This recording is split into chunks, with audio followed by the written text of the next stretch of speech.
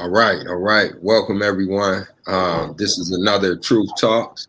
My name is Ed Genesis. I am the host and moderator for this platform, which is on Truth, Racial Healing, Transformation Kalamazoo, TRHT. I am one half of the creator. We actually have the other co-creator on the call today, which is retired Captain Stacy Ledbetter.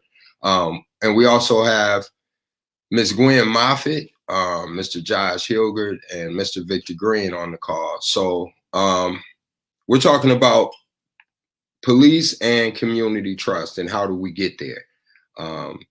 The things that we've already done and the things that we have set in motion.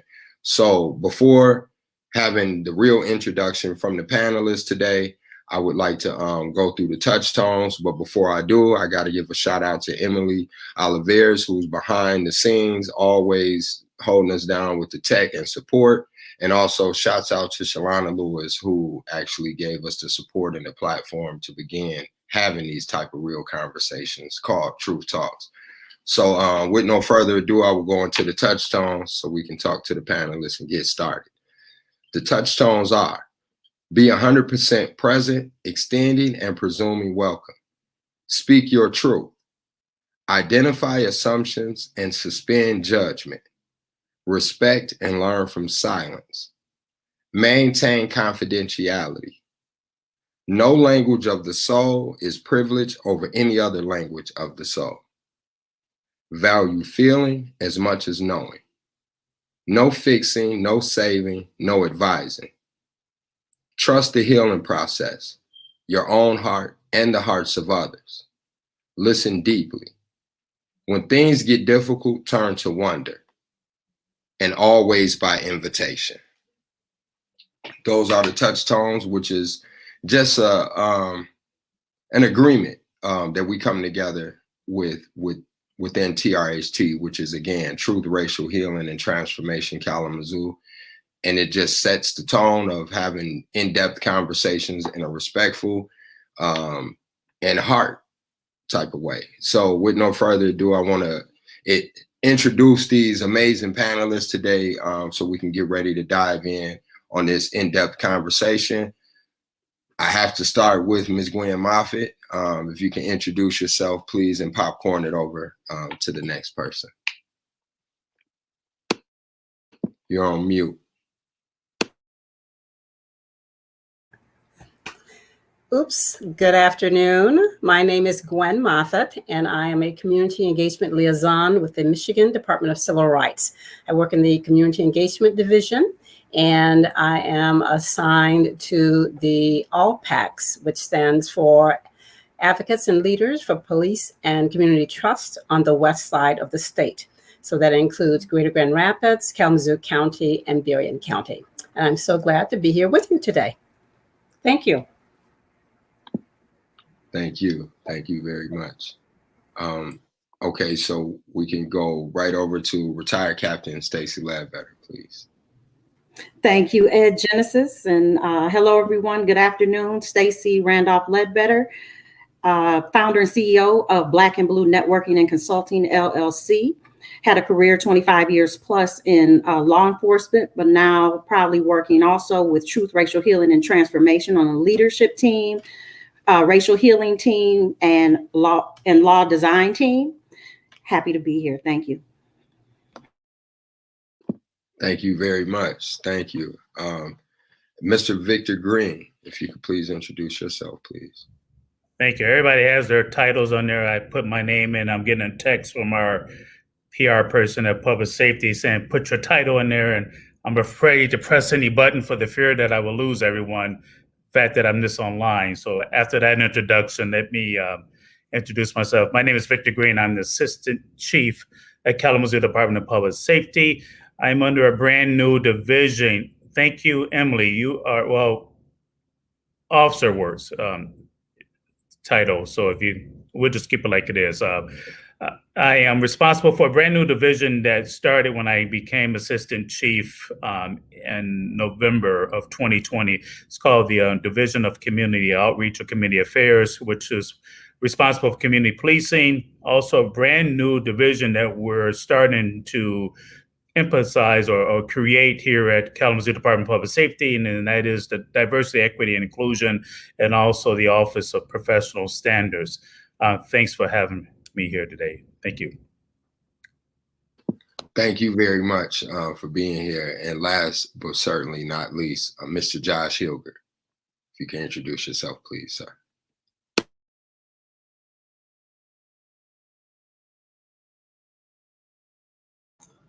Apologies.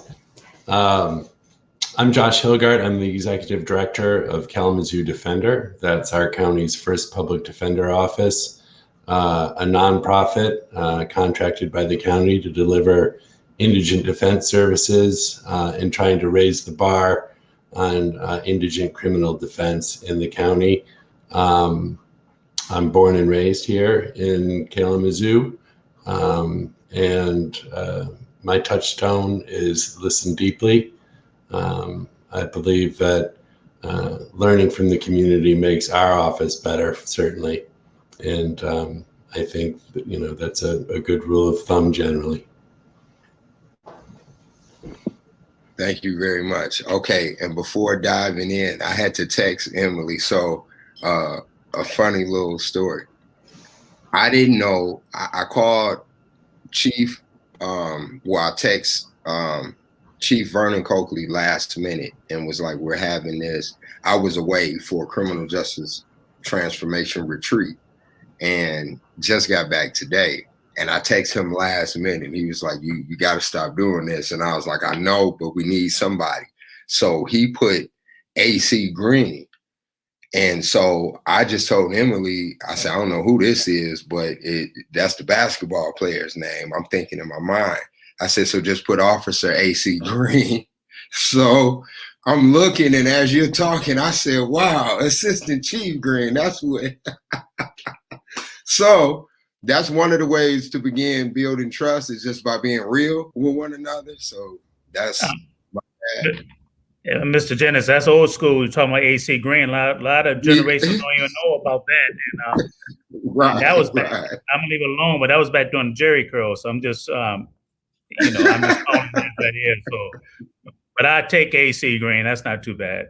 They call me AC Green at work, so I'm good. Okay. Well, we got it worked out, and that was actually segue right into the first question, which is on the agenda, and that is, how do we build trust between law enforcement and community? And I just modeled that honestly by just saying, just being for real.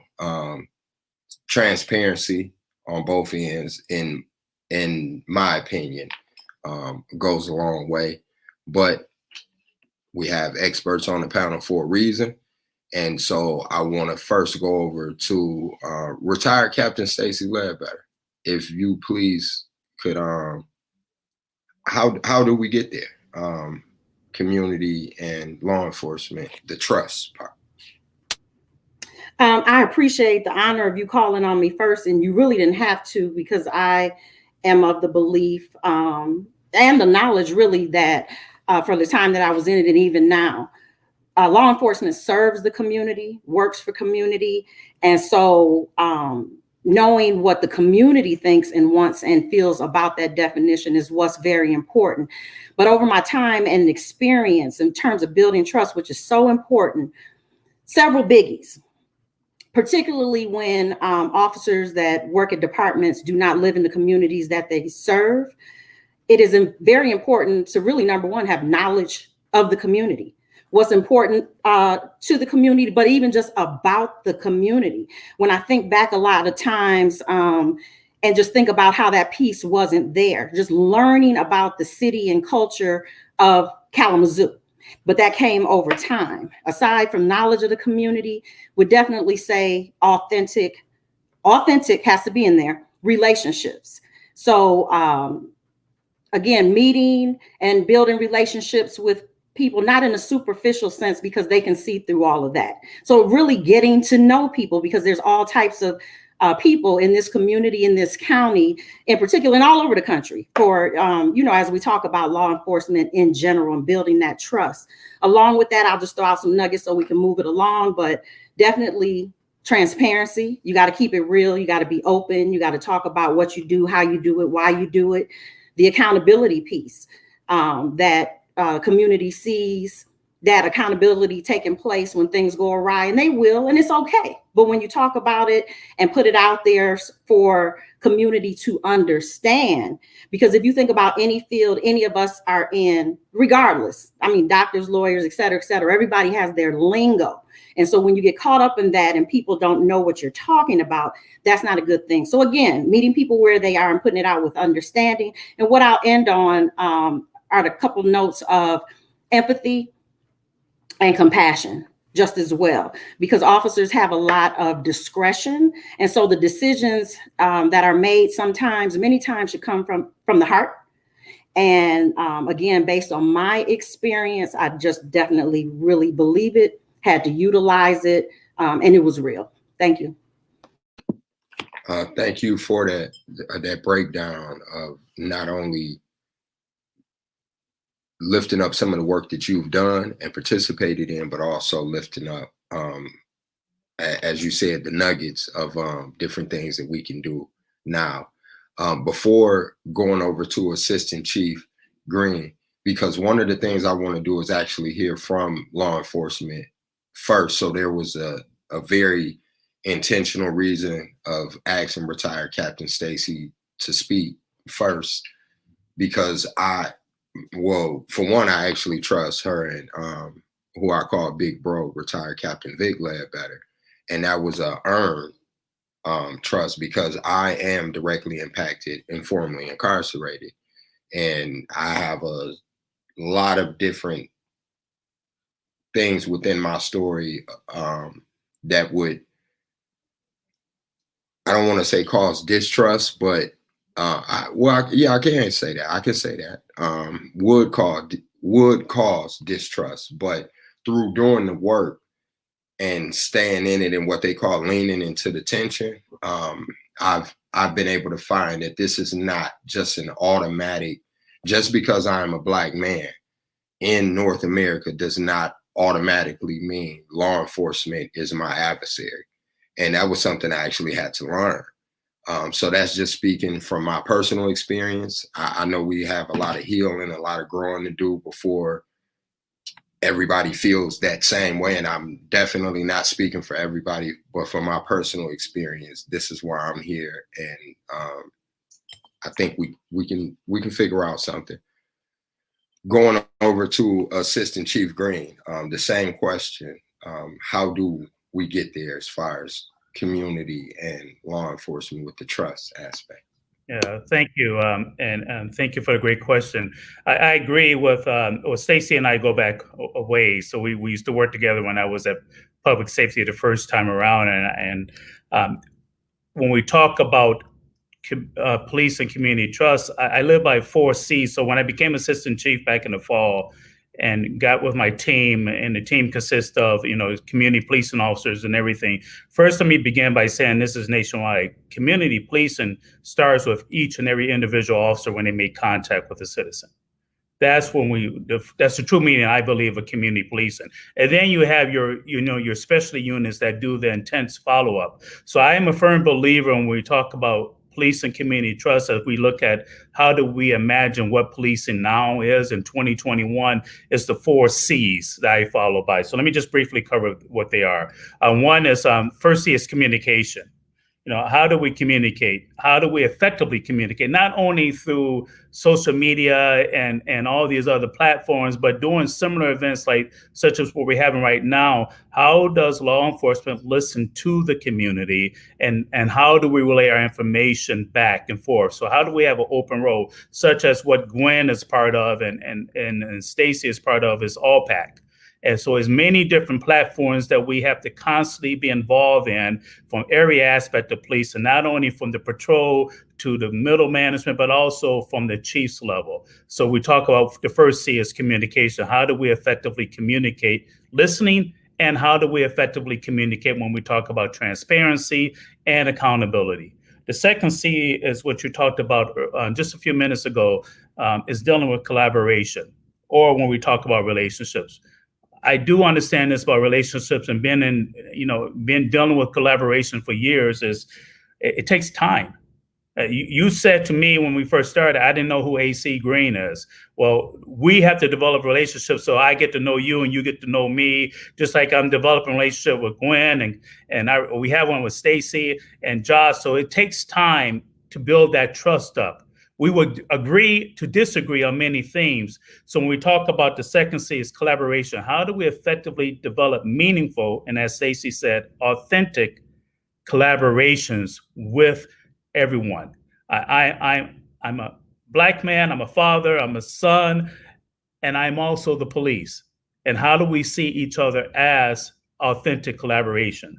The second one is that as far as police officer, police departments, in my concern, we talk about the third C, is that police department, we have to be consistent. We have to be consistent with our communication. We have to be consistent with our with our outreach. We have to be consistent with our transparency, consistent with our accountability. So if we look at reimagining policing nationwide, and I'm just going to talk specific about Kalamazoo, we're constantly figuring out how do we consistently get our message out? How do we consistently get information out? And the last C is probably just as important, and I call that the celebration. How do we celebrate our relationships? How do we celebrate to do it? I give you a prime example. Mr. Genesis, you're familiar with this one. When we had our 3-on-3 basketball, we just had this past weekend. We had several hundred people come out just to have a celebration. We did 3-on-3 basketball and we're looking at other activities, but to show that the police are human. And we had all these wonderful people that's coming out to talk about celebration. So when we talk about police and community trust, I believe the start is dealing with the 4 C's: communication, collaboration, police departments being consistent, and also how do we celebrate? I appreciate your answer. Thank you very much, Assistant Chief Green. I do want to ask, before you started, you said police contact is one of the ways to start that. So police contact, it lands different on my side. So I was on felony probation. I was told not to have police contact, and police contact, it lands with me sounding like an arrest being made or a reason to stop a person, as opposed to engagement.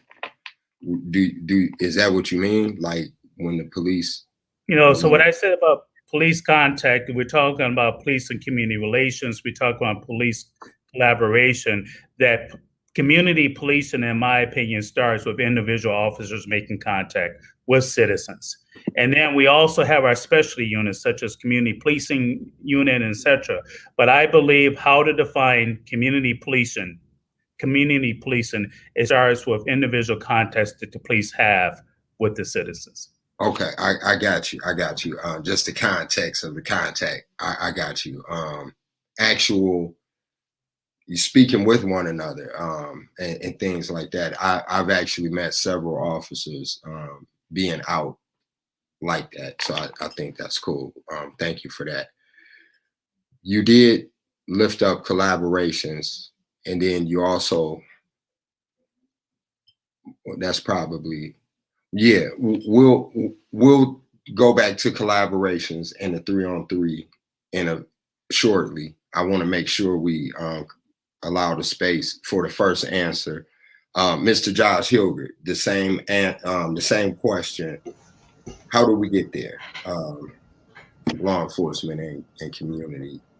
Yeah, it's a difficult question because we have so much history also in the room. As all sides of this debate know. And I think you raised a good issue, or getting at it, Ed. That I do appreciate, and I see law enforcement here in this community trying to reach out, to engage, to collaborate. And I appreciate Vic's work. All of that is true, but as you suggest, it is also true that police have lawful authority to exercise an incredible amount of power, and that's inherent in the job. That's not something in itself that is a controversial statement. It's one of the things that a police officer or law enforcement puts on when they put on their uniform is they assume the authority of the state, and so that's a weighty thing that's also in the room. And obviously that's necessary if you are to enforce laws that we deem reasonable, particularly when there's a danger to the community. You need someone with such authority to be able to intervene. But that's on the table with the other C's too. And it also shapes the community's view depending on how that kind of authority gets exercised, which is generally where, there becomes conflict, confrontation. And I think, I agree with Stacy and Victor, that engagement and transparency, accountability, all of those things are important for trust. I think, one other thing I would add to that is making sure that the public and law enforcement and elected officials, that we're all in alignment about what kind of results do we want, what kind of culture and community we want, how best to use agencies with that kind of authority to deal with some of the issues that we have. I think law enforcement is often put in an untenable situation of being first responders for mental health emergencies. That creates outcomes that just don't make sense in some cases. I mean, our office at the Defender, we encounter clients who have mental illness that they're struggling with, and they end up trespassing in public places because that's where their friends are, or that's a safe place to them. And we'll have clients that have 10 charges against them at any one time because they've received so many misdemeanor tickets for trespassing. Now that's clearly not an avenue for handling that problem, if there's a problem there. Through the criminal justice system and law enforcement, as it currently, operates with those misdemeanors, not probably anyone would say is a great idea. The judges, even the law enforcement officers, so I think it goes beyond that to much more serious interactions, but using that as kind of a touchstone for saying, I think the public needs to be able to articulate and understand the possibilities for a way to interpret law enforcement and assess how that power is used in a different way, and so that the public's needs and concerns realign the relationship, because if there's a disconnect between what law enforcement believes they have to go out and do and indeed are trained to do, and what the public believes it needs, and without ascribing blame to anyone, no amount of community talks or anything are going to resolve that if it's not also on the table that the community and law enforcement try to find alignment. And again, elected officials, I mean, the public is in charge of deciding what it needs. So the public needs to work on finding alignment for solutions that tend to create a unified purpose among the people that work for government, including law enforcement, and the public. So the results are such that people feel understood, the process is transparent, and the outcomes are sensible and address the kind of needs that currently I think go unmet and then get dumped on law enforcement to clean up, which frankly doesn't serve any of the participants in this debate. That was a good breakdown. We got the right people on the call, and I knew it, and I appreciate you all with the different perspectives. One of the things that I also took notice of was everybody that's a part of this panel, including myself, have all participated in ALPAC. So, Ms. Gwen Moffitt, not only am I asking you the same question, but I have to back up and, excuse me, if you can again, tell the listeners and those watching what is ALPAC, why it was necessary to have here in Kalamazoo, which we did not. And to me, that is one of the steps of actually having real trust. People can say it all the time. Even in relationships, people say, trust me. Jobs say, trust me. So many different entities throughout life are just trust. Just trust just trust everything is okay. And then we all know how that can turn out sometimes when there's nothing behind the trust. So I thank you for ALPAC. And I know I don't just speak for myself when I say that. Thank you for the wisdom and the knowledge and the work, all of the work that you do and have done. And if you can, just go to that first and then, please.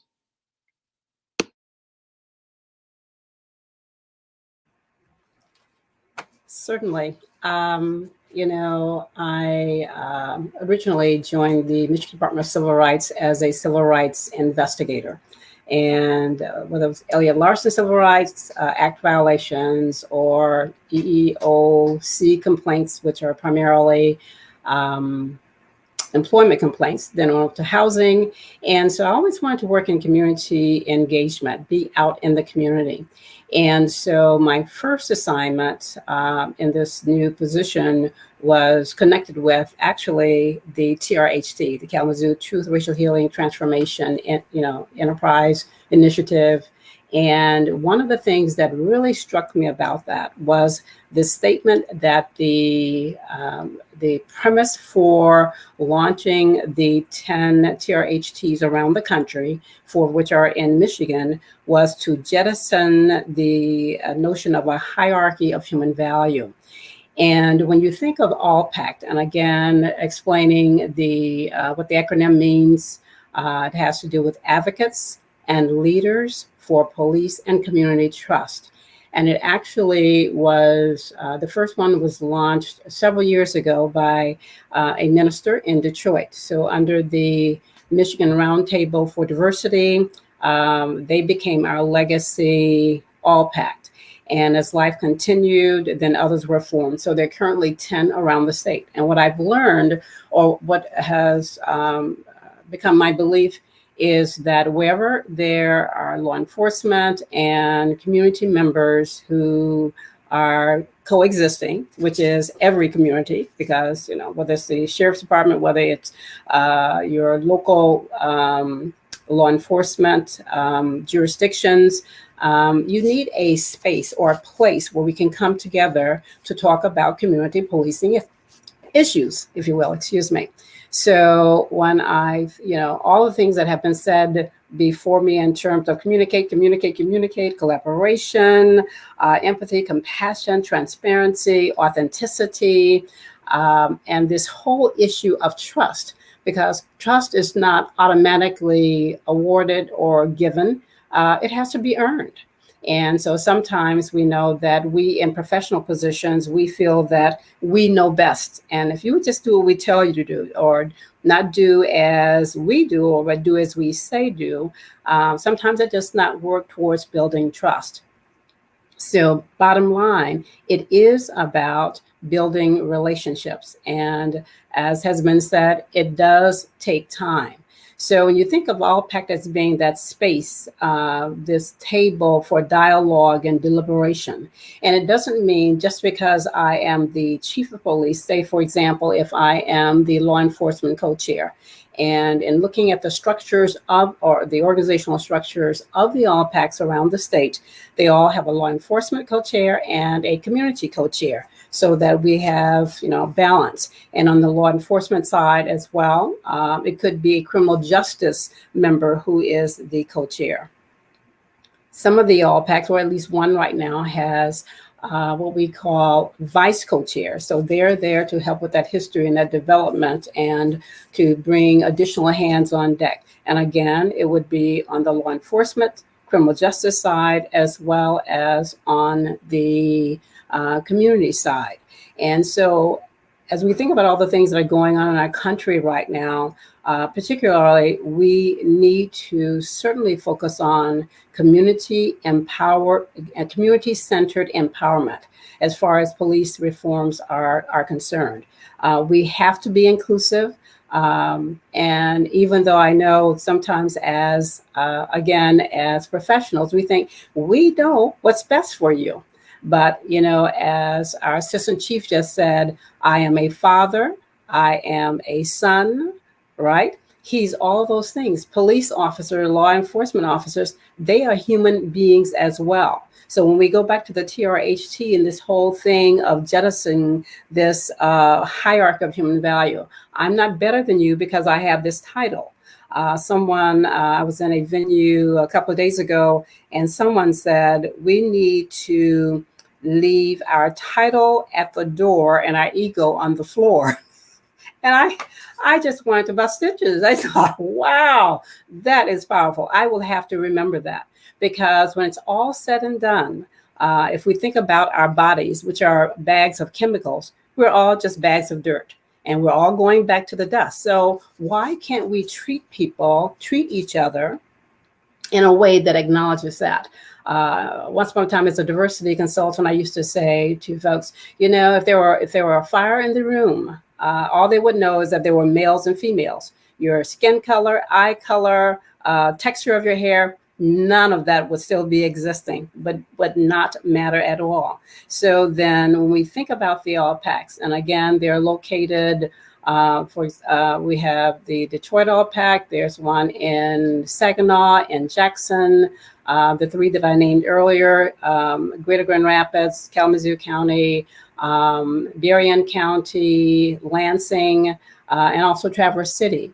And so there's a need to have this space where people can come together. So once I was assigned to Kalamazoo, to the TRutH, I kept raising the question, particularly at the on the law design team, or as a member of the law design team, how come we don't have an ALPAC here? Have you ever thought about that? Do you know what they do? And so that took about a year and a half to kind of get that seed planted. And then finally in February, or actually it was February 25th of 2020, we launched the ALPAC. Currently, the co-chairs, law enforcement co-chair is our prosecuting attorney, Jeff Getting. And then we have Sabrina Pritchett Evans, who is the community co-chair. They serve at least 2 years, and then there'll be an election, nominations. They could stay, they could go.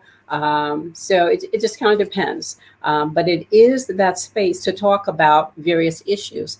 And if it is a law enforcement issue, then it should be deemed fodder or material to talk about. So we don't get to say, we don't want to talk about police, de-escalation of force or discretion of force, those kinds of things. Because if it's there, if it's racial profiling, whatever it is that involves policing, community policing, then all of the stakeholders, all the people at the table should be able to come together and discuss that. One of the arms of the ALPAC, particularly in Kalamazoo, and actually in the other two as well, are what we call community forums. And so we have a planning committee, and members of the law design team signed up to say, hey, we'll help with doing all that work, because it is a lot of work. When you want to have all these titles, you got to recruit, your speakers, presenters, panelists, et cetera, et cetera. And so they've done an excellent job. My hat's off to all of those who participate and who are there at the table trying to come together. Particularly, it's interesting that a few years back, I actually met Assistant Chief Victor Green at a venue that was sponsored by the Battle Creek All-Pac, where they got monies from the Kellogg Foundation, got a bus, one of those large buses. We traveled to Detroit, and he actually did a presentation on implicit bias. And we know that we all have biases. I mean, that's just the way that we're built, some of us like the color blue more than the color green. But bias doesn't necessarily have to be negative, but we need to be aware of that as a tool. And even as we think about cultural intelligence, our CQ intelligence, then we use those things so that we can interact and we can make the community better for all of us, not just for one side and feel that you're my enemy. There's this discussion about, as a police officer, am I a warrior or am I there to protect? And as often as said, as I've heard a number of times in the Kalamazoo All-Pac space, officers work for us. We're the taxpayers. So when we look at the criminal justice system, when we look at members of law enforcement, it is important to include what we think, meet us where we are, so that we can make some changes and, again, make our communities better and safer for all of us. That includes law enforcement as well, because they are human beings. So, excellent breakdown, and a great timeline. I would be remiss if I didn't lift up retired Captain Stacey Ledbetter, who actually leads the law design team with TRutH. If you could just chime in fast on just that piece of how I myself was blown away that we didn't have something like that here, especially Miss Gwen Moffitt asking, so like, what do you mean you don't have anything in place? Like, you have to have things like this in place for real accountability. And this builds real trust, because it's not just a group of people griping in a room. It's, like all law enforcement, not just KDPS. There's so many different. So before, I don't want to just go over retired Captain. If you can, I always just say Captain. So y'all got to bear with me, listeners, because it's catching me up. I actually know this woman personally, so I just say Captain, which does not sound personal, but it's very affectionate and lifting up you don't lose rank. You don't go down in rank, at least culturally. Once a chief, always a chief. It's like an African proverb. So, Captain, if you please could expound on the All-Pac coming to Kalamazoo and the role that you played within that. I appreciate the grace and the opportunity, but you started where it should be started, and that is the props to our sister, Miss Gwen Moffitt, just having the tenacity to say, hey, just always being focused on doing better. And that's the thing, not just being complacent with what was. And just the importance, talking about the statewide effort. You heard her say there are 10 sites. And so, hey, what's up in this region? You all don't have this going. And so for it to be birthed, just to speak for me, I'm in total support. That word trust, you started off with it. It's in the acronym. It's that T in the All-Pac, and no one can take it lightly. And so what I appreciate about it is the collaboration the chief mentioned, and that so everybody can be involved. So for those who are listening or will listen, whenever, have access to this. And because oftentimes I get asked, well, what can I do? People see the concerns, they see all the things going on, but they don't know what to do, where to start. This is a place. And I'll leave it to Gwen, because there are a number of committees where people may have their interests, where they can become intimately involved in terms of, like she said, just sitting at the table, putting forth suggestions, making things happen. And again, for the listeners, because it's a combination, it's not just the system people, the prosecutors in charge right now, but we're talking about the whole system. So a lot of people focus on the police, but we can't lose sight of police, courts, and corrections, which actually encompasses, when you hear people say the criminal justice system, those three components are what they're talking about. And so when you have those different people, it's the in this situation, I'll use the word equality in terms of that collaboration with community. So community people are important, organizational leaders, community people as individuals.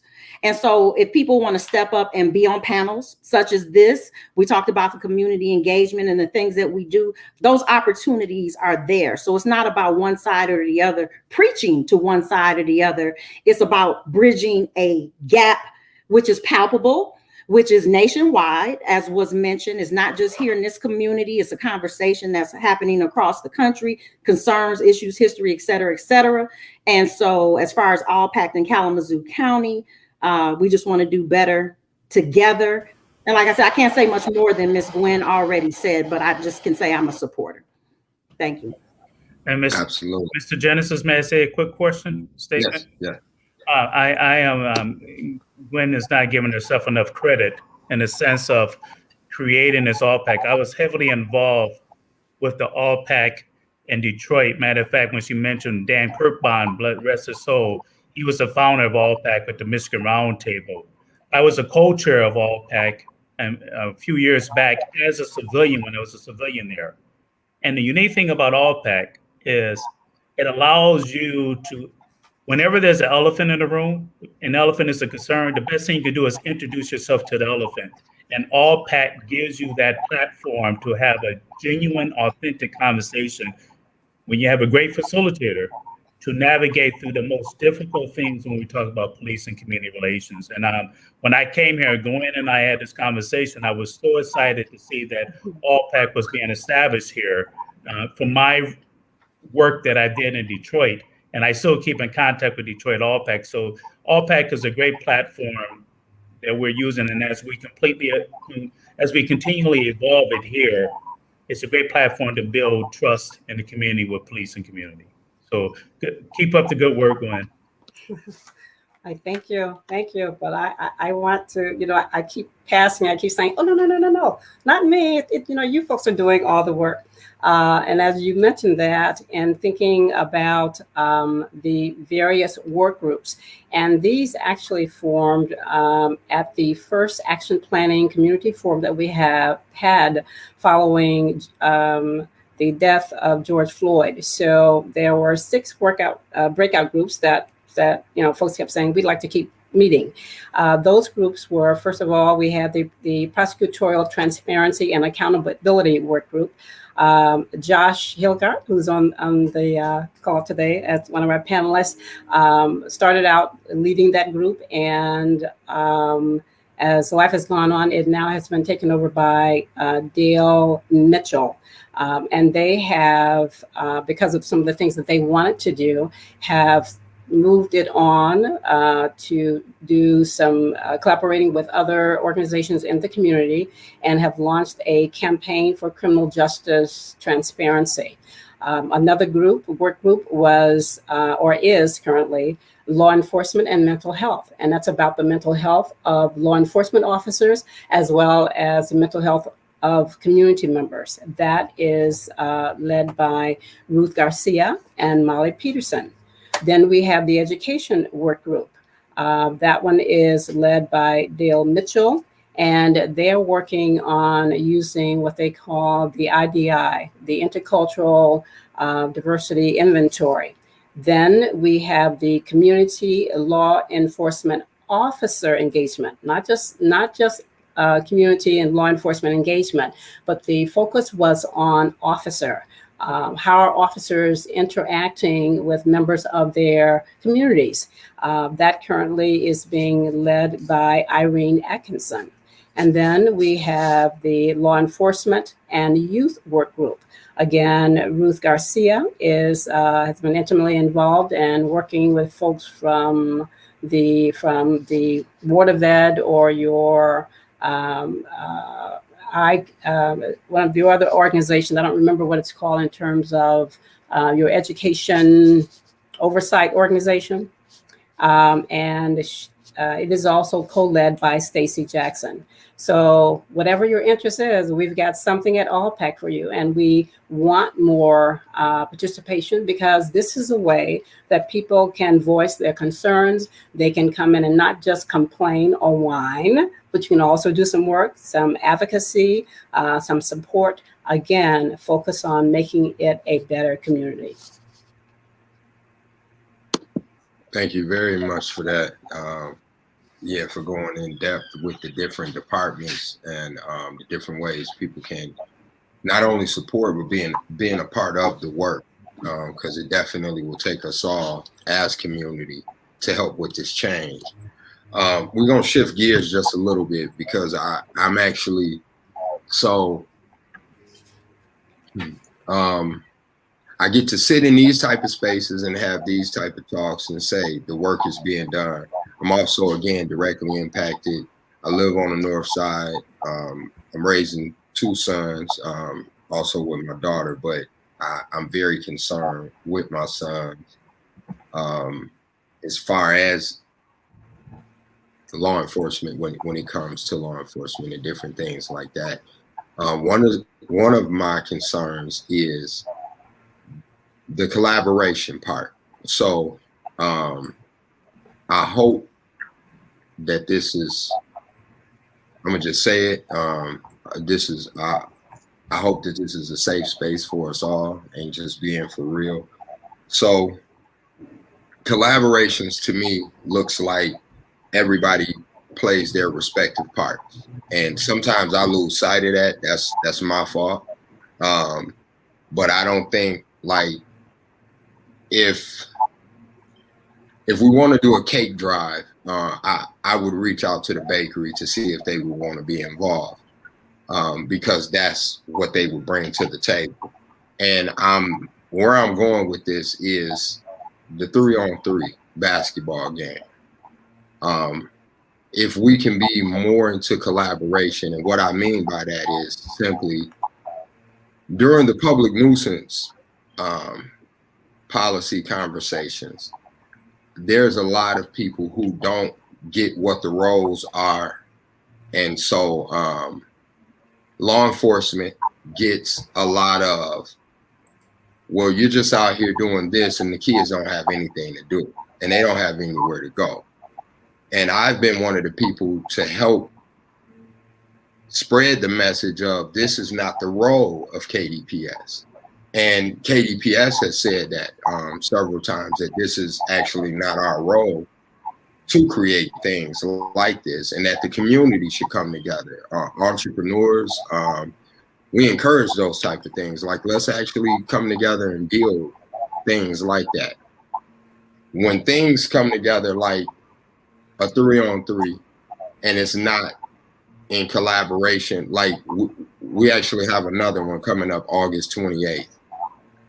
Which is this will be the second one from last year that we did.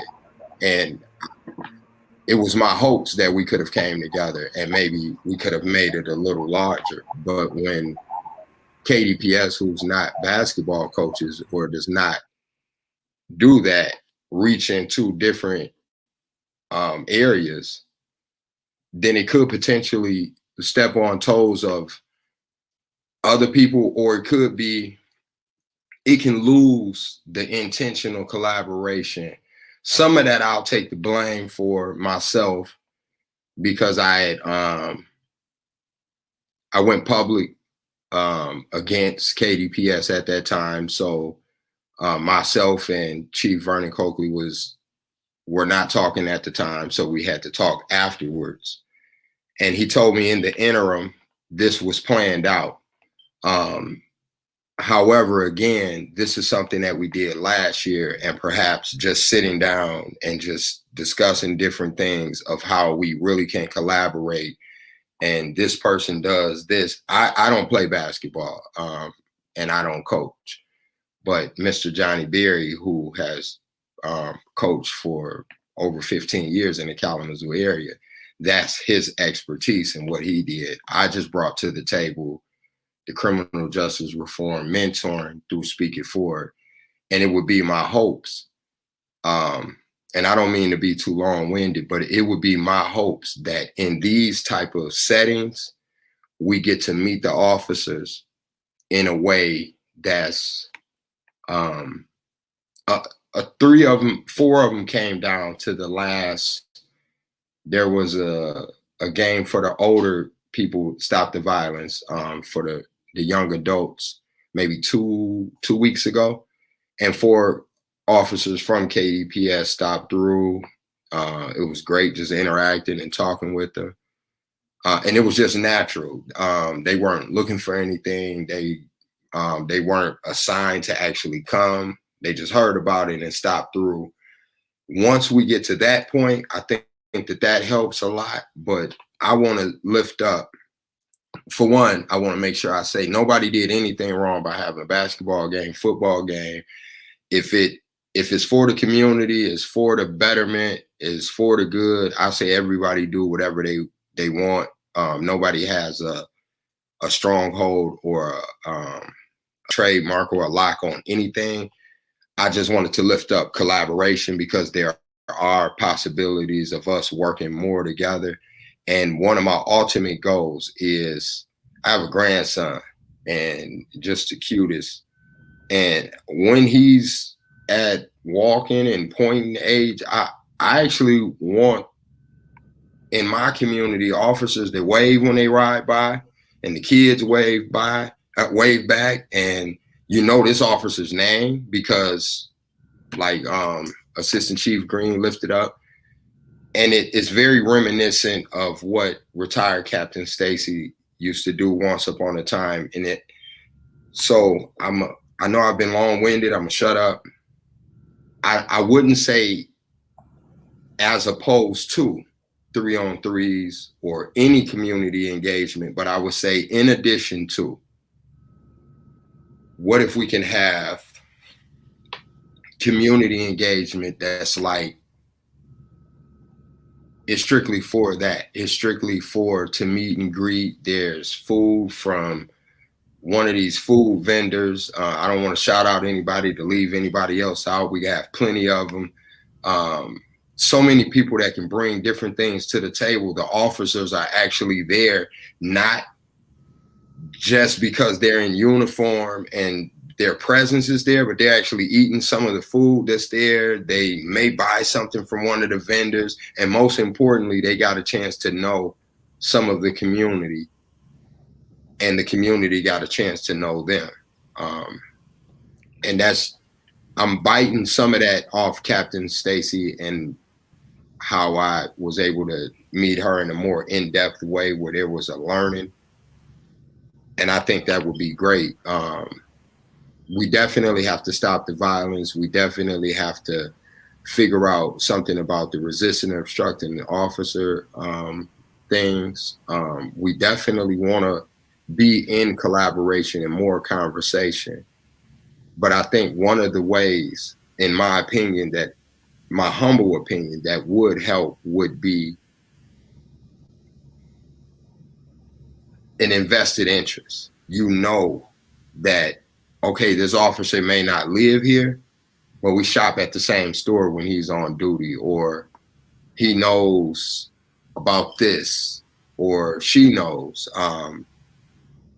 Yeah, just knowing more of the community is easier to explain the climate of the community, as opposed to trying to, I know I just said a whole lot, but I was very excited to see KDPS come into the community and do things like that. But then there was also that apprehensiveness. Something that I shared with Sergeant Jude years ago was the pizza things and passing out the pizza and meeting the community is great. But whenever you do it,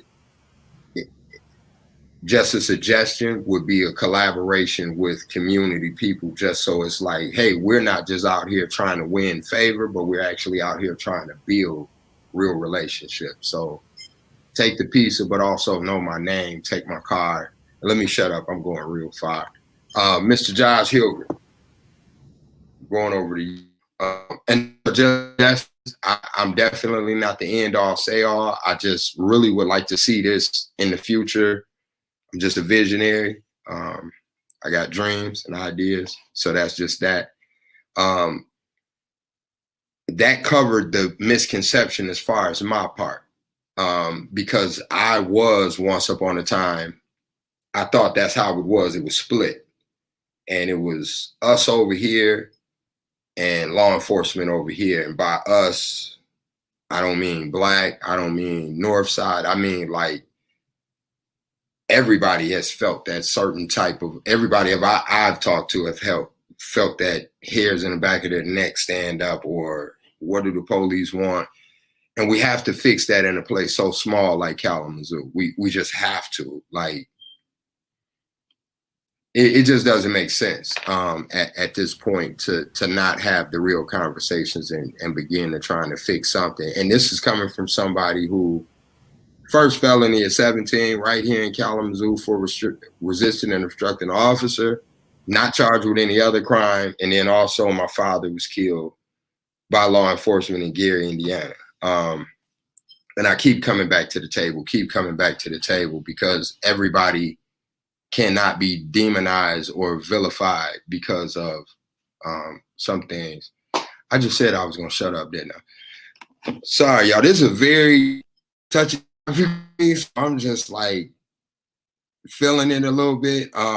Josh, what is one misconception that you personally had about community or law enforcement that you no longer have because of the work that you do? I think one of the things that I've come to learn is how little the community is exposed to the criminal justice system, how it works, its mechanics, the general population that gets caught up in it, what their dynamics are. This is a really, I think, kind of important thing. You know, I had mentioned before the, misdemeanors accumulating for the trespassing people. That it's easy for the public to understand crime in terms of direct threats to their personal safety. And that is a percentage of the cases we deal with. It's something, that law enforcement has to deal with. It's the everything else, I think, and even including those who are involved in criminal activity that does threaten people's personal safety.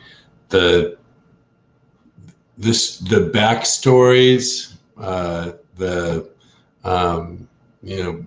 how people come to get involved with the criminal justice system, and how they get caught in the criminal justice system in many ways, because of the things they're fighting in their personal lives, but also because it's a very sticky system. And once you encounter it, your likelihood of returning into it increases just by virtue of the fact of being in it. You're more closely watched. You may have to go through probation or parole that can linger around. Kalamazoo is better than other jurisdictions in some of these respects of kind of hanging over people's heads. Some places in the United States are, kind of never let you go. But I think that's probably, the biggest, aha moment is just understanding how obscured this is. You read crime stories in the paper, they just pretty much report who gets arrested for what and something big. There's very little kind of debate or discussion about, the challenges that people that we serve on a regular basis deal with, and how that is in some way exacerbated their interactions with the criminal justice system. And I think that comes back to the idea that, there needs to be a kind of systemic assessment of what does the public want out of the criminal justice system. And I think, that's where the public owes law enforcement through their elected officials clarity about this is the vision for Kalamazoo we need. And so that there is alignment again on what are the outcomes we want. And part of that means, as I said, listen deeply, is my touchstone when we started, is listening to the people that Kalamazoo Defender serves, the communities they come from. What do they need? And it was mentioned before, by you, Ed, that it's not that some of the things they need might not be law enforcement related. If we were able to provide certain aspects of a dignified civic life to many of our clients at Kalamazoo Defender, from birth, that their trajectories might have never led them to our doorstep as our clients. And I think we all take that for granted. Yes, if we had better mental health, if we had, more coordinated services and all these things, but, recognizing the problem and then creating clarity from the public about how we get there, I think, represents one of the gaps that we need to close. And Mr. Jennings, can I add on to what just a quick thing real quick and what Josh is saying and what you just got through talking about? And I agree with Josh, this, when we talk about police and community relations or law enforcement and community relations, there has to be this holistic approach that encompasses the entire criminal justice system. How do we work through this? When you just got through talking a few minutes ago, your transparency and your vulnerability, if I may use, of how much you shared here, and whether it's a 3-on-3 basketball, because we can be there the 28th. I was there a couple of weeks ago at the training at the 3-on-3, but when we had one last week, I had an aha moment when we talked about community relations, and these two young men who happened to be Black came up to me, young brothers, maybe 11 or 12, and they came up to me and I was right by the police car, and they said, "So can we sit in the back seat of the police car? We want to see what it's like." And I paused and I said, "Wait a minute. How about if you sit in the front seat of the police car behind the steering wheel and let's see you there instead of the back seat of the police car?" And he said, "Really?" I said, "Yeah, so let's do that. Let's see that. And one day, if you ever decide to go into this profession, that we want to see you in the front seat of the police car, not in the back seat." So we got to reprogram, reimagine, recommunicate, and see us as people rather than the profession that we happen to wear. And I absolutely agree with Josh, what you said, that is we have to look at this as a complete, holistic look at this thing we called the criminal justice system. And Ed, thank you again for your transparency, what you just spoke earlier about. Absolutely, and thank you for that feedback on that. That's really, Josh. That's one of the reasons why I'm the moderator and the panelists are the experts, because they bring that level. So going back to something very similar, Josh lifted up the community knowing. So I want to say, I have to say this publicly, because this, I think, I've said it in a bunch of rooms, and hopefully the right people can help us get this started. But Kalamazoo has the nation's largest public safety department, and for it being as big or as tall as it is here, and then how large the actual public safety department is. And public safety is not just law enforcement, but you all have several different trainings. You know what, before I just generically say that, retired Captain Stacy Ledbetter, I'm gonna have to lean on you real quick to talk about, if you don't mind, what makes KDPS, Kalamazoo Department of Public Safety, versus just law enforcement. and then we can circle back. You're asking for the definition that you were touching on in terms of the services provided. What do you mean? The different trainings that you actually had before retiring. There's a plethora of different things. Oh, I'm with you now. Thank you. So just my personal experience being there. I just wanted to be clear what you were looking for. Thank you.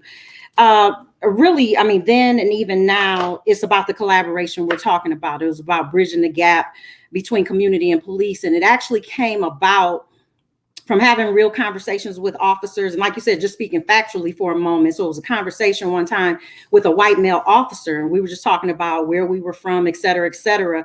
And so I had mentioned in my experience, most of us living outside of the community that we serve, in my case, served. And so that particular officer said he didn't know any good Black people, just like that. So he worked where he worked in town. He mostly, in terms of the course of his duties, and there are certain responsibilities and that go along with policing that people obviously know. And so for this individual, in terms of arrests, unfortunate situations, et cetera, it was all about the negativity when he engaged with Black people, and that struck me to my core. I mean, it actually hurt, because I mean, I'm thinking, well, you obviously don't know enough people. Because even with my teaching now, that made me be very intentional about telling groups nothing is 100%. When you think about stereotypes and labeling, et cetera, that may be your existence or experience when you come to work every day. But again, that's not 100% of those people, and so I'm saying that facetiously. And so, for me, I'm a person of faith, so I'm just being real, since the touchstone speaking our truth. And I just prayed on what could be done. I actually looked around. I knew what was in my mind and heart. And I'm like, let me just, replicate it here. But I couldn't find it. And so it just came to like, let me just go on and do this and give it a try. And, very supportive administration where I could just do what I conceptualized, which consisted of, and it was very, very, very intentional when I started. And that was inviting Black male professionals from this community to engage with our newest officers at that time. I mean, brand new, before they took calls. So community couldn't be mad at them about anything. These individuals did nothing to you. So even on the other side, community and any identity group of people shouldn't be labeling other groups of people either. They shouldn't be labeling the police. And that's how I come across, because when people, and I ask up front, who hates the police in certain groups, hands always go up. And then I would say or ask, well, what have I done to you? When did we have this disconnect or, beef or whatever? And I go, well, I'm not talking about you. Yes, you are. And so just to have just to have that platform, nobody had done anything to anybody else. Let's talk. Let's get to know each other. Officers share where you're from, why you even chose this profession. Community members talk about, your advice on what officers could do to just engage and be a good officer in the community where you live and or work.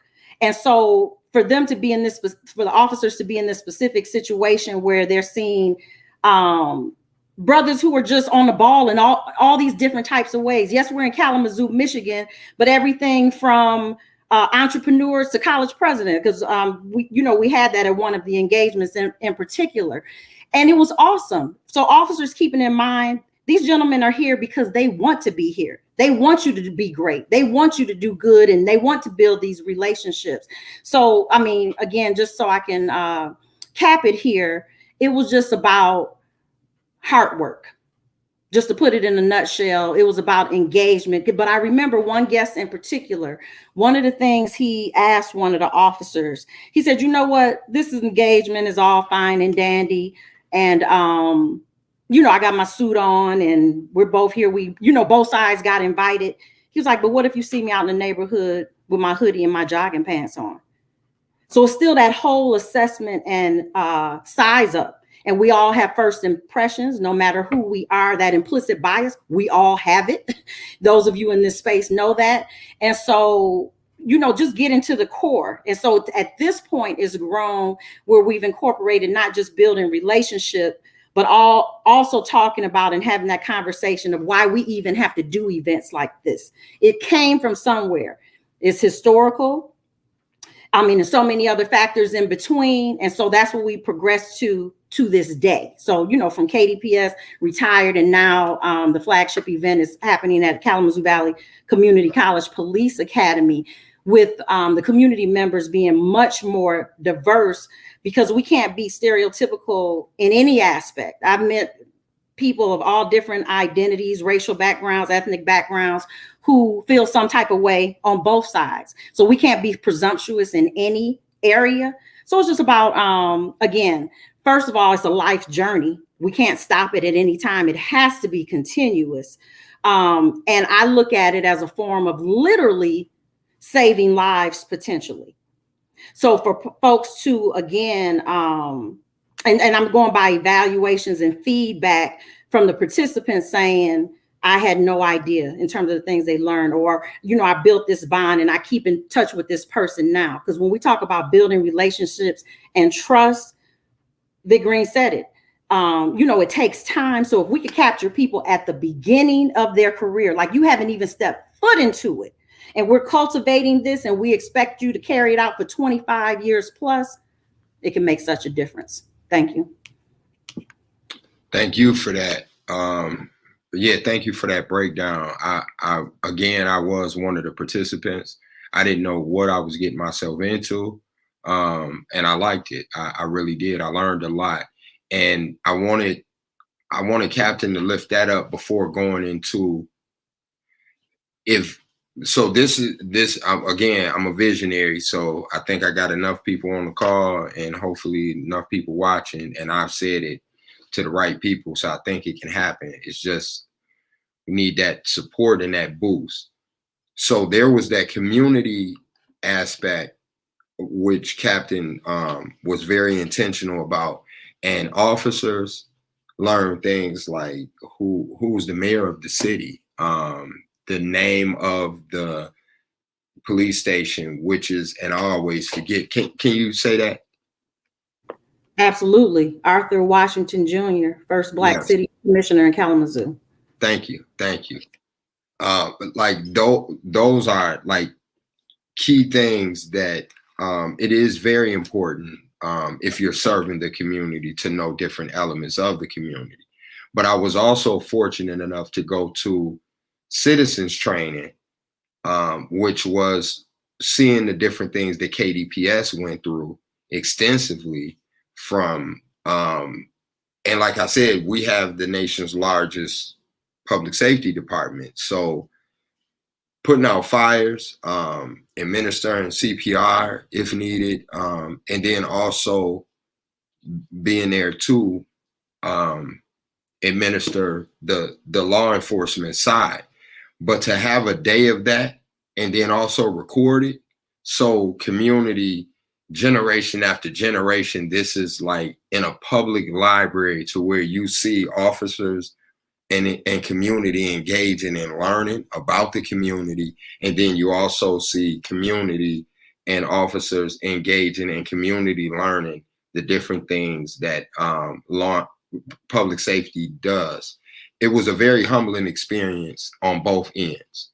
And so I just want to say that if we can get this paid for, whoever's listening got that money, that's what we need. Something like that which will push. And it has to be documented, it has to be recorded, and Captain lifted up, evaluated, like, what can we do better the next year around? I want to go back over to Josh. You have a role that's kind of in the middle sometimes, especially because you're an advocate. You're not just an attorney. You have a lens that's and an advocacy type of the way you move within the community is different than just, oh, I'm an attorney, I don't have anything to do with that, I'm behind the closed doors. Like, you're in a lot of meetings, ALPAC, law design team, participatory defense. There's just a lot of different things. From your perspective as an attorney, what's some of the things as we go forward that can help strengthen us as a community, just from your respective perspective? I'm gonna take the prerogative of using a question that that we've got laid out here: the spirit of the law and the letter of the law. You know, what are the differences between those two? And I think that's a good one if we kind of read it large. I mean, the letter of the law is what we get from Lansing that says you can do this, you can't do that. If you do that, here's what can happen to you. And I think the spirit of the law, if it has any useful definition, it has to be what is the vision, for the law that the public wants, that the public holds. And, some of it connects, I want to be safe. I want, the food I eat to be safe. So there are regulations on that. I mean, extend it to anything. I want freedom of speech. That's in the Constitution. That's a letter law. But it's also kind of the vision. How do you want the law to serve you as a member of the community? And that we are not beholden to our past in terms of being able to always come at the letter of the law and the spirit of the law, and be able to think that our spirits can change that vision of what we want. And then as a democratic republic, we can then work to try to shape the law. And that includes engaging law enforcement. That includes engaging our community members. All of these things are within our power. And frankly, it really is up to the public. The public needs to assert its authority, I think, and say with clarity, here's what we need, here's what we don't need, and do that in a collaborative, informed process that respects, everyone in the process. And I think that that's the best way we're going to reach a kind of future state where people understand why we do things the way we do things. I feel like in my job, which is why I'm an advocate as well as a public defender employee, is that so much just doesn't make sense. And I feel like there's so many good actors in our criminal justice system who also feel like, hey, I've got a script, I've got to do that. I'm a judge, I've got sentencing guidelines. I didn't write those sentencing guidelines. I've, a prosecutor who can say, this is what Lansing said is illegal. The police bring to me this person that has done these things that according to Lansing are a crime, and my constitutional duty is to enforce the law. And police officers, of course, are dealing with the same things. I have an expectation to be able to come in and make this situation safe no matter what, and protect myself. And so we've got parameters that kind of lock us into behaviors that produce outcomes that most of us see as problematic, including those good actors who are in there. And I think the public gathering together and coming up with a kind of future vision, what's the spirit of the law? What is it that we want to see? What kind of outcomes do we need to have? And many of those answers will have nothing to do with the police and nothing to do with the criminal justice system, for that matter. It has to do with, how do we get here? How do we deal with social issues that are currently being dealt with an old kind of rusty system that we feel so locked into that we could actually set aside if we ever decided to, so that everyone in the system can operate with dignity and transparency. I think that's not unachievable, but it does require sustained attention. I think you answered I was kind of setting you up for that one. And I was going to ask about the spirit of the law, letter of law, after you started going in a little bit, but you answered that, like you hit it. Because the way it was explained to me was, and I found this out trial and error, pulling away from the curb, you have to use your blinker. letter of the law. Spirit of the law suggests that the officer did not have to pull me over for that. So it was his or her discretion at that time. Like, they can, but it wasn't one of the overly enforceable, like, that. Hearing that explained made me ask the question that I've been asking for years. And that's one of the things that we have to get to is, do I look suspicious? And if so, what am I doing that makes me look suspicious? Can I stop it? So we take off hats when we're driving. We cut the music down when we pass officers. Literally, I've seen people say to the passenger, shut up talking, because they just have to concentrate. They have license, insurance, and everything, but to not get pulled over, please, everybody, be still, look straight ahead.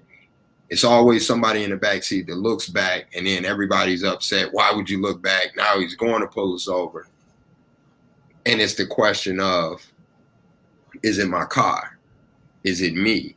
And when you ask yourself those things, it doesn't matter about race. At that moment, you just feel like a subordinate almost. You feel as if you don't know what to do to not get picked on. So you just want to just kind of get it over with, so to speak. And that's not to try to imply that law enforcement or our public safety department are bullies. It's just it's a reality of asking, do I look like a suspect? Do I look suspicious? And if so, what can I do to fix it? And if there's not anything, or you're not being told anything, like Josh lifted up, then that can cause distrust. I think just by having these type of conversations, everybody on this particular panel I've seen in several different spaces. Assistant Chief Green was on the block clubs calls, as well as the ALPAC. Those are different things that we're working on to try to just strengthen those relationships. And I feel hopeful, honestly, going into the future, because I just remember not having some of this knowledge and some of this information. And I don't know if that was accessibility, or perhaps, like I said, I thought that I stood on a different line. So it's certain things that I wouldn't even ask once upon a time. That's just taking my own accountability. Assistant Chief Green, there are things in place right now that KDPS definitely, not just yourself, but KDPS as a whole participates in. Community events, people show up. We are in talks with the block clubs. I participated in going to the citizen training, and already done talked about ways I can help with outreach or anything for the next one. What's next on the plate, as far as we don't have to give away anything, but just next on the plate as far as strengthening that trust and that community collaborations and things like that. Josh, I saw your hand up. Did you want to say something first, or do you want me to come back? I'm sorry. Just when you were talking, Mr. Genesis, Josh had raised his hand, so I don't know how do you want me to handle that real quick. Why don't you go ahead, Victor, and I'll come back because we're running out of time. I'm excited, and I agree with you. I'm extremely hopeful as we continue down this path. What Captain retiree Stacy was talking about when we talk about, when I went to the police academy 25 years ago or 26 years ago, we didn't have this outreach when we were in the academy or introducing ourselves to the community. So kudos to Stacy and kudos to Director Ledbetter. When we hire those cadets into the police work, they talk about that experience, and we've taken it even further. We have what's called Advanced Academy. So Advanced Academy is teach them all the rules and everything about how to do public safety. But more importantly, we're talking about how do we humanize, How do we go out into the community? So not only are we introducing the community, something that Gwen brought up, we are taking our cadets and I don't know if you created that, Stacey, or whoever created it in the past, but to the Charles H. Wright Museum in Detroit to talk about African American history, and we're talking about introducing to other history, the Arab American Museum, and also the Holocaust Museum and the Underground Railroad history. We're talking about how do we make it human. My belief is that when we go on the call, when a public safety officer goes on the call, and by the way, Ed, I think what you're talking about public safety, just to clarify it, whenever someone calls 911 in Kalamazoo, a public safety officer will respond. It could be a law enforcement issue. It could be a fire. It could be a medical issue. So when we talk about police and citizens contact, we're constantly making contact. Whenever someone calls 911, that's what makes us the largest department in the country. Proudly so, but it allows us. So we are implementing all new additional training. One of the trainings at the state level, the state's required, but public safety has been a little ahead, is unconscious bias training, what Gwen said earlier. We all have unconscious biases. How do we bring it to the forefront? So the department is going through it and continues training, and it's not a one-time get. We're also doing de-escalation training that we always been doing, but the state of Michigan is requiring that for every department in the state of Michigan. And here's a new training that people are beginning to talk a lot about. New one as far as the title, it's called procedural justice. And it goes a little bit to what Josh was talking about. Procedural justice, basically, when you make contact, as an officer, make contact with the citizen, the relationship starts there. So you make contact. So Ed, let me use you as an example, if you can stay with me as an example. Let's say that I pulled you over for running a red light. Procedural justice says, when I made contact with you, did I explain to you the reason why I pulled you over? Now, there's the area from the time that I made contact with you to the end, whether you receive a citation or not. Research has shown is that how were you treated in between that, from the time you made contact to the end result? And what we found out is it doesn't matter if you received a citation or not, it's how well you were respected in between there. So when we talk about new stuff, we are finding in police work, how do we do excellent procedural justice? Contact respectfully, remain professionally. We continue building on that. How do we still remain toward more transparency, such as conversations like that, like this we're having, accountability. We have a transparency page. Stacey, remember this 20 years ago, 25 years ago, there was no such thing as a transparency page for police work. So we are putting together this puzzle of police and community relations, or these variables to make this perfect formula, and we're constantly figuring this out.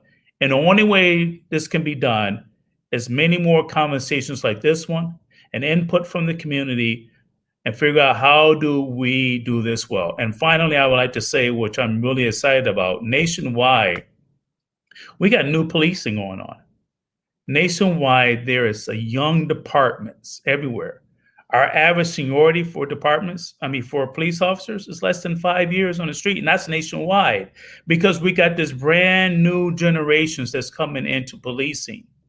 And we talk about tech savvy and how do they communicate better and how do we improve on our training. So I would say that I am extremely hopeful. This is the reason why I got back into policing, for conversations like this. And how do we figure out what is this plus that equals police and community trust? I surrender the rest of my time to my colleague, Josh. Josh, you're up.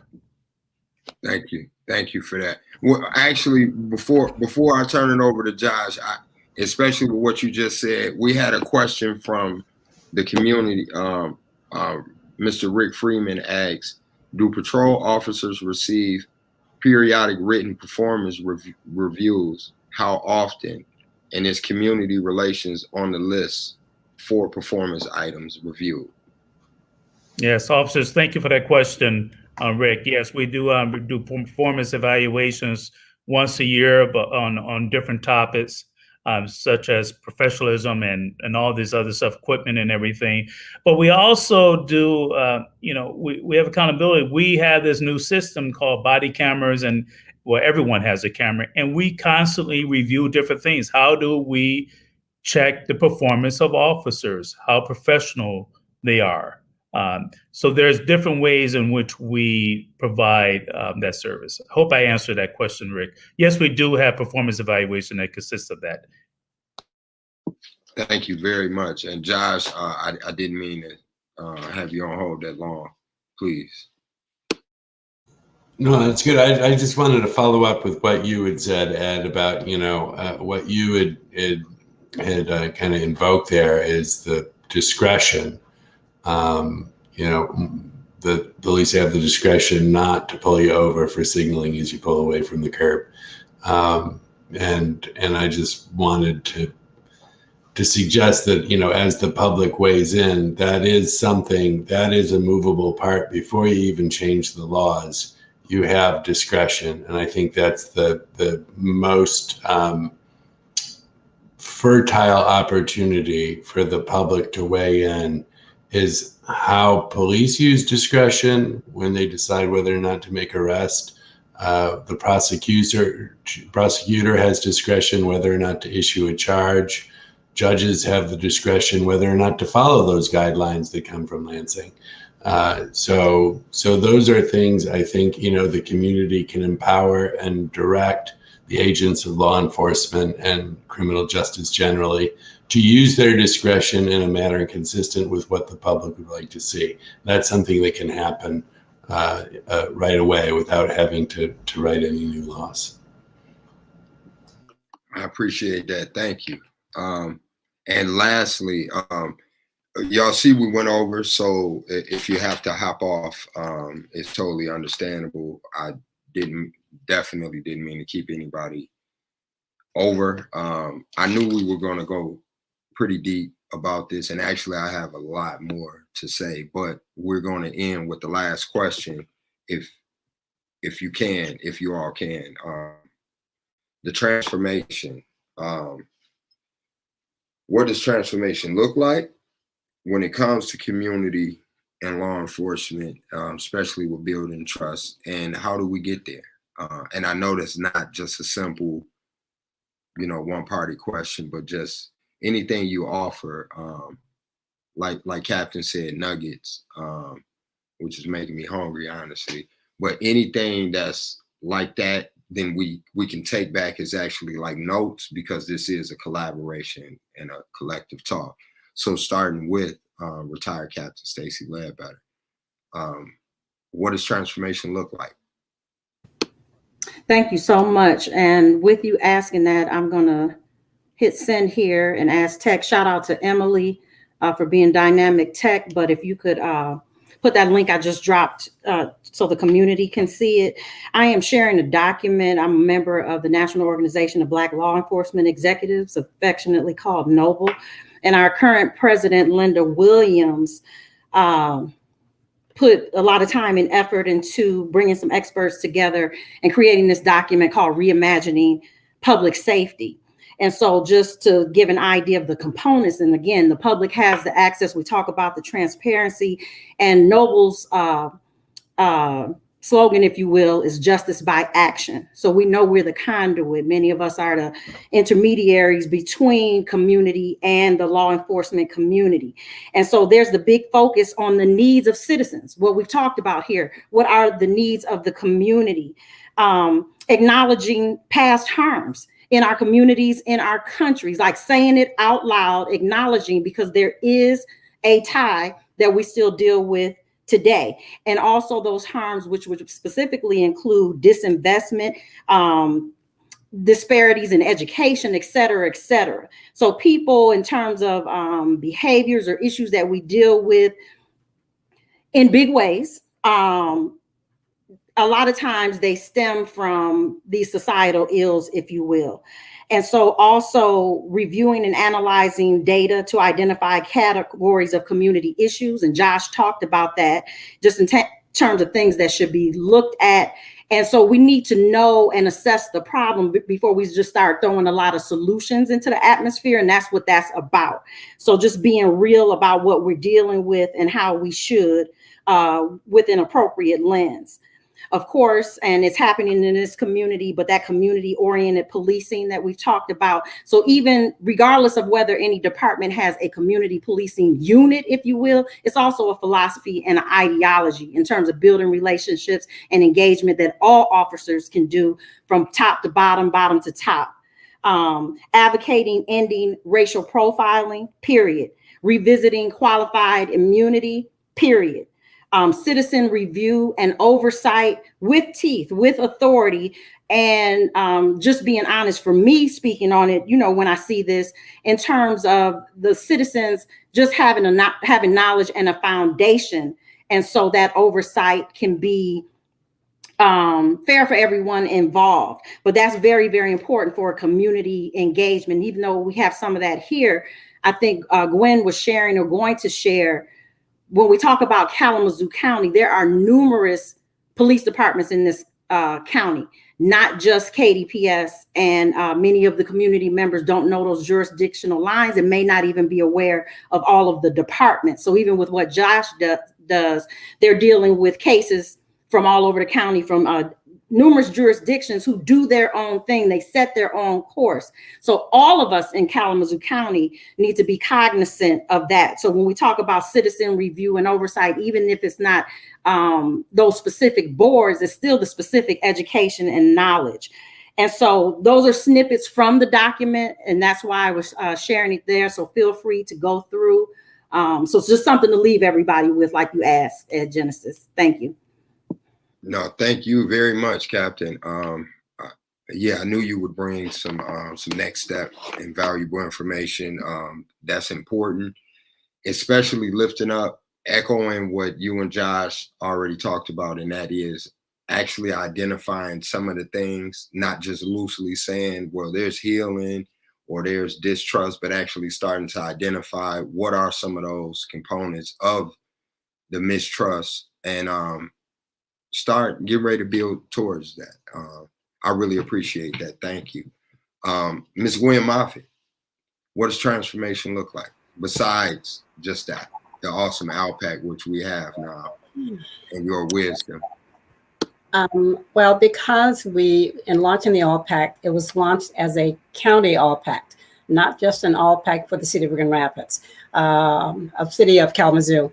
In Grand Rapids, it's the Greater Grand Rapids ALPAC, it's the Saginaw ALPAC. But I think when you are, especially when you're small, it's a smaller community, it just makes sense to work together. And certainly as we think of those who have joined, to date, we've got the Kalamazoo Department of Public Safety, we've got Michigan State Police, and then there is the Township of Kalamazoo Police Department. There are 11 jurisdictions in the county of Kalamazoo that include other jurisdictions such as the Augusta Police Department, the Richland Police Department, the Kalamazoo County Sheriff's Office, Schoolcraft Police Department, the Vicksburg Police Department, Kalamazoo Valley Community College Public Safety, Western Michigan University Police Department, as well as the Portage Police Department. So with all of these law enforcement agencies, jurisdictions joining ALPAC, coming to that table, then it can absolutely make a difference in terms of transforming the wider community or the regional community moving forward. The other thing that I thought about, there is or has been a Truth and Reconciliation Commission in Newark, New Jersey, where law enforcement officers meet with community members on an ongoing basis. So there's that acknowledgement piece that Stacey referenced earlier, where we have to acknowledge what has happened in the past before we can go forward. And so that's part of what can help build that community trust that is so desired and that is so needed. Thank you very much for that. And thank you both, yourself and retired Captain Stacey, for lifting up that KDPS is not the end all say all when it comes to community relationship building with law enforcement. Like we actually have a lot of work to do, but I really appreciate the relationship that's been already going into depth with KDPS, which is why it's easy to just, I last minute reached out because I was gone and it still was able to work out. So that's a testimony to actually relationship building and just keeping that going. And Mr. Ryan Bridges reached out today, excuse me, and was open to me reaching back out to just check certain things behind the scenes so we can have some of these conversations offline. Everything is not just blow it out in public, or so I'm learning. Look at me growing. So with that, I just want to appreciate KDPS actually being here for the conversation, but lifting up what Captain Stacy and Miss Gwen Moffitt said. There's so many more conversations and so many more people to be at the table. So just thank you. And going straight into that, Assistant Chief Vic Green, with that, get that shout out. What does transformation look like? Yeah. So thank you. And transformation to me, and I see in the vision in the future is not only what Captain Stacy Randolph said, Ledbetter said about Noble, and it's not only about ALLPAC. Those are one of the many variables to make this happen. It also deals with, and Emily, I'm going to test you on this. I'm sorry I was not as advanced as Stacy to have my notes prepared, but if you can put in a link for the 21st Century Policing that was under the President Obama's administration that has 6 pillars to it: building trust and legitimacy, policy and oversight, technology and social media, community and crime reduction, training and education for the community and police officers, also wellness and safety. So you got the variable Noble, you got the variable of ALLPAC, you got the 21st Century Policing, and there's one more field that I think is important that is really beginning to have a nationwide impact, and that's diversity, equity, and inclusion when we talk about this DE&I field, and especially when it comes into law enforcement. And it's law enforcement is beginning to know that we have to have intentional conversations, intentional policies, and everything in that field. So if you add all those variables and a couple more that is needed, such as intentional conversation leads to collaboration, which leads to trust, I think we'll be on a good path of figuring this out. So many variables added into it, in other words. Absolutely. Thank you for lifting up yet another one. There's a lot. There's so many people that actually want to see these type of things happening. We just got to stay with it. Last but not least, Mr. Josh Hilbert. I'm sure, as not only from the talks that we've had, but the work that I've seen you actually personally, I've seen you advocating for and doing. Talks like these have, I don't mean to be presumptuous, but it seems like it provides a little hope for you, being in the position that you're in, to not take it on as you have to sort out a lot of mess when it's community. And that's what I'm hoping for. Like, retired Captain Stacy lifts up a lot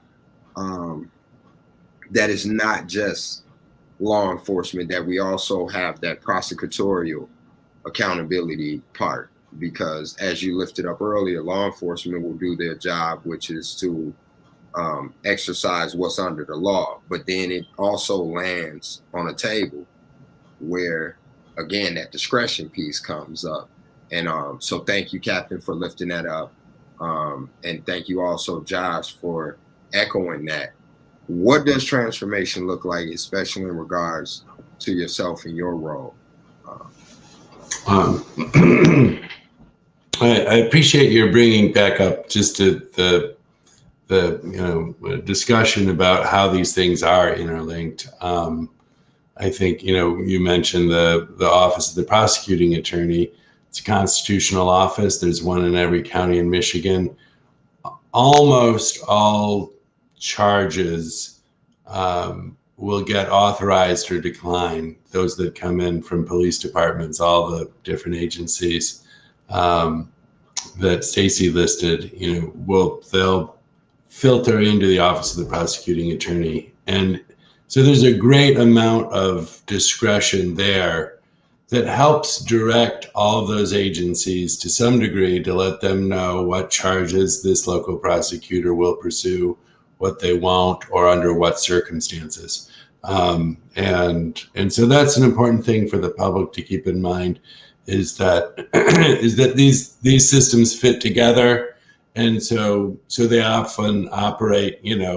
Change can operate through these systems, going up the system and down the system, and that the public has controls at the meta level in the county with the prosecutor, and they could have influence through local governments to the various police forces. Transformational change. What does it look like? I think, for me, and I think many of my attorneys, our social workers, everyone that works at our office, our receptionist, our client advocate, I think there would be somewhat unanimity in saying that transformation that would look to them as the uplifting of our client population and their experiences, from an early age on, that we understand, unstable housing, we understand trauma, we understand hunger, we understand, mental health stressors on young people that, really, I think are at a level that is should be a national alarm. It's certainly a local alarm, and that we focus on law enforcement and criminal justice as a way of dealing with problems that we really let go years before. Most of our clients, we're trying to put out fires. The law enforcement's trying to put out fires. The prosecutor's trying to put out fires that were sparked years ago, and I think we could and should and will, agree and disagree about how to handle them today. I mean, certainly our office advocates treatment, love, compassion, rather than shame and incarceration in most cases. But I think transformation is not dealing with people today under the current system. Transformation means taking accountability as a society to make sure that people have what they need so they can avoid the kind of pitfalls they run into that get them into our office. They get them into the back of Victor Green's car. They get them on the desk of the local prosecutor. Those are the things. Addressing those things would be transformative. That would create opportunities for people that in the current system may never exist. And so it's not even really about criminal justice in that respect. It's about human dignity, which should exist in the current state for all of our clients, but needs to be worked for and achieved for every new young person that comes into Kalamazoo, whether through Borges or in their parents' car. If they move here, born here, we need to invest in them so that they don't have to encounter the kind of issues that we're discussing in these forums. That was powerful. I really appreciate that. Cleaning it up for the youth, which will, that honestly ensures our future, just within that, by investing in the youth, who in turn will not have to not only figure it out still, but maybe they do less harm to one another. When we address some of the things. So thank you very much for lifting up the human dignity part, because a lot of times we have to remember, whether law enforcement or whether just community residents, we're all human. We all have wants, needs, we hurt, and we want to be understood on both sides. Yeah, so, and that's something I had to learn. So I appreciate the learning and the different times to be able to have these type of conversations and to just constantly learn more, and it's always humbling. It's always, to me, very humbling to know that I do not have all the answers, and that my rage or hurt or trauma does not supersede community development. At least that's how I feel. I can check my ego. What did you say? Ego on, check your ego at the door, something like that. What was it? Title at the floor, a title at the door, ego on the floor. Ego on the floor. Yeah. Because and I did see that in the comment. Shouts out to Carlton, is that Myers, Esquire, the campaign manager of the Campaign for Criminal Justice Transformation. We're actually been using transformation as opposed to reform lately ourselves, because reform just implies changing something that's already not really transformational, but just changing, changing out your phone case on the phone, but the phone remains the same. And we want to transform. We don't even want that phone anymore.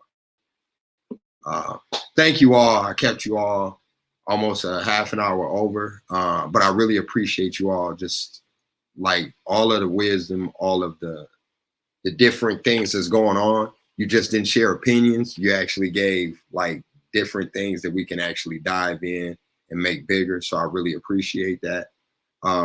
We have to revisit this conversation. Usually I say, let's have a part 2, which I would like to do. But what I'm inviting everybody on the call to do is let's build out some of these conversations offline and start making some type of coalition almost, and invite other community involved. At least that's where I'm thinking. And I know I'm not asking anybody to join yet another something. I'm thinking if all the respective parts, titles, and pieces and people can already come and represent those respective places. Last words, and any feeling word, and if you can please lift up what office, or like Captain Stacy lifted up Noble.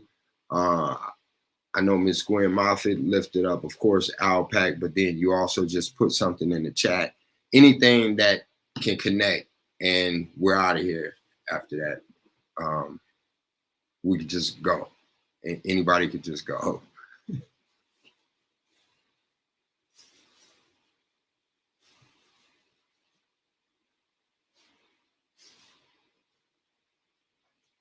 You gave me mine, so you made it easy. I submitted a document, so. Okay, yeah, and thank you. Yeah, and anybody else? Yeah, and I would just add in 21st Century Police. I know she added in, and I think my word is intentional. Cool. And Captain, you didn't say a word, did you? I like what you landed on, and the transformation. All about that transformation. And I would like to do a hyphenated word, transformationally inclusive, which means we have all the parties at the table. Thank you. I think my word would be alignment, that there be alignment with the public will and the public policy. Thank you. I'm going to say hopeful.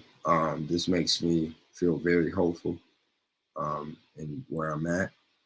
So thank you all for taking the time and the overtime to be here for such a real conversation. You will receive an email for a follow-up conversation of ways that we can either bring this to the law design team, to Alpac, more information about the 21st century, or different ways to be involved with participatory defense and Kalamazoo County for Defense Initiative. So there we go. Thank you all. Peace. Thanks, Ed.